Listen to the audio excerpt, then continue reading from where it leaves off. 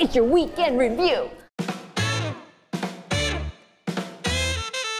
Hey V-Team, welcome to the Weekend Review, where we're going to get you caught up on all the awesome things that happened around Verizon.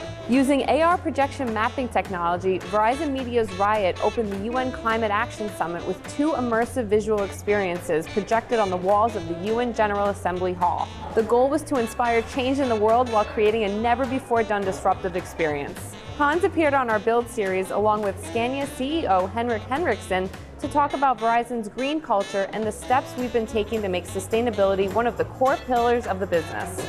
Your Yahoo Mail inbox is getting a makeover. It's got new features, including tools for organization and personalization. You can also access new views to make your email experience unlike anything you've seen before. Consumer Group leader Ronan Dunn surprised V-Teamers in one of our newest 5G cities, Panama City, Florida, to celebrate the launch of the Verizon 5G Ultra Wideband network in the area. New York City and Boise, Idaho also joined the list of live cities that now have access to the amazing speeds that Verizon 5G offers. Business Group leader Tami Erwin made Fortune magazine's On the Radar list, featuring all-star female executives who may find themselves on Fortune's Most Powerful Women list one day. Congratulations, Tami, you go girl! Verizon is a proud sponsor of the Global Citizen Festival happening in Central Park this weekend.